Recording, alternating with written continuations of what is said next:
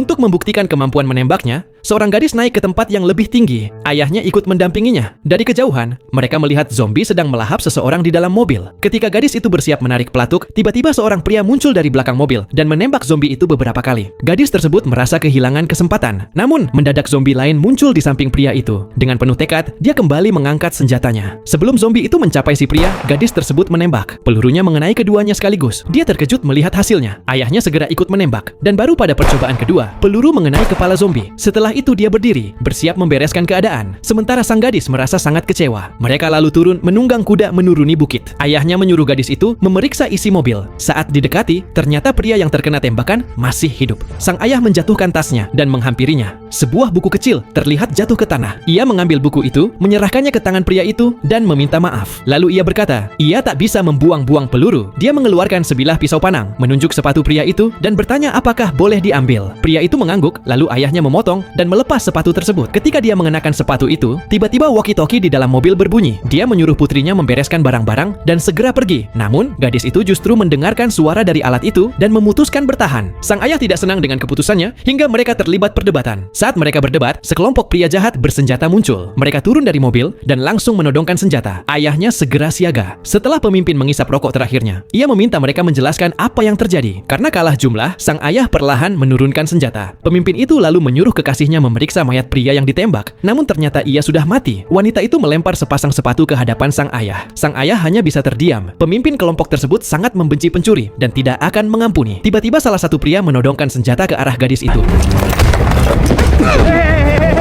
Situasi pun tegang, tak ada yang mau mengalah. Saat itu, seorang wanita hamil keluar dari mobil. Pria itu menurunkan senjatanya. Wanita hamil tersebut berkata, ia tak berniat menyakiti siapapun. Tetapi sang ayah memperingatkan bahwa gerombolan zombie akan segera tiba. Benar saja, kuda hitam di dekat mereka tampak gelisah. Dari arah gunung terdengar raungan, lalu ratusan zombie menyerbu mereka. Sang ayah langsung menembak, dan pemimpin kelompok itu menyuruh anak buahnya masuk ke mobil. Meski kabur tidaklah mudah, mereka pun terpaksa bekerja sama melawan zombie. Saat peluru ayahnya habis, dia dan putrinya saling bahu-membahu. Sementara itu, pemimpin kelompok mulai panik dan menembak tanpa arah. Jelas, jika mereka bertahan seperti itu, semuanya akan mati. Sang ayah segera lari ke arah mobil, masuk, lalu menyalakannya dan tancap gas. Namun, seekor zombie masih bergantung di bawah mobil. Untuk melepaskannya, sang ayah menginjak rem keras, membuat zombie terhempas jatuh. Sang gadis cepat-cepat turun untuk mengambil tas yang terjatuh. Akhirnya, mereka berhasil meloloskan diri dari situasi mengerikan itu.